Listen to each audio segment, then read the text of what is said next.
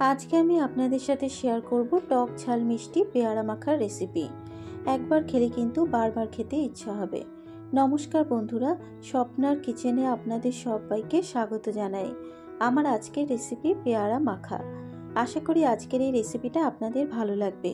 যদি রেসিপিটা আপনাদের ভালো লেগে থাকে অবশ্যই আমার চ্যানেলটাকে সাবস্ক্রাইব করে পাশে থাকা বেল আইকনটি প্রেস করে দেবেন। তাহলে দেখে নেওয়া যাক আমার আজকের রেসিপিটা। পেয়ারা মাখা বানানোর জন্য এখানে নিয়েছি দুটো বড় সাইজের পেয়ারা। পেয়ারাগুলোকে আমি কাটার আগে থেকেই ভালো করে জল দিয়ে ধুয়ে রেখেছি। এবারে পেয়ারাগুলোকে কেটে নেব।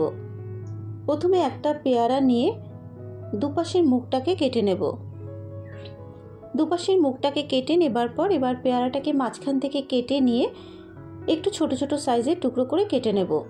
তবে আপনারা আপনাদের পছন্দ মতো সাইজে পেয়ারাগুলোকে কেটে নেবেন। আমি এখানে ঠিক এরকম সাইজের টুকরো করে কেটে নিচ্ছি। এই একইভাবে আরেকটা পেয়ারাও কেটে নেব।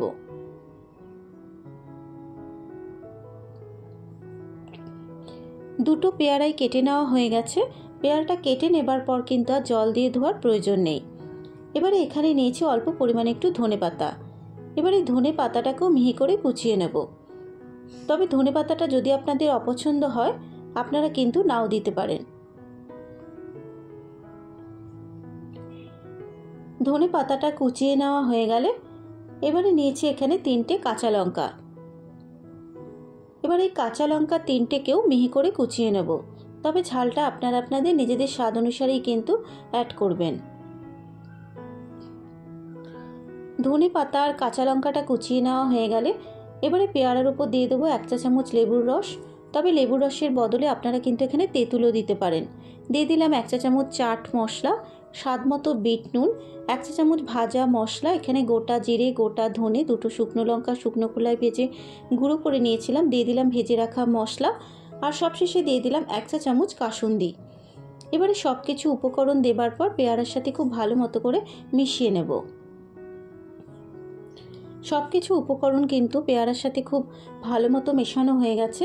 আর পেয়ারা মাখাটা কিন্তু আমার একদম রেডি, তৈরি হয়ে গেছে আমার আজকের রেসিপি চটপাটা পেয়ারা মাখা।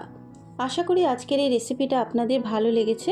যদি রেসিপিটা আপনাদের ভালো লেগে থাকে অবশ্যই আমার চ্যানেলটাকে সাবস্ক্রাইব করে পাশে থাকা বেল আইকনটি প্রেস করে দেবেন। আজকের মতো এই পর্যন্ত। আবারও হাজির হয়ে যাব অন্য কোনো নতুন রেসিপি নিয়ে। সুস্থ থাকবেন, ভালো থাকবেন। ধন্যবাদ।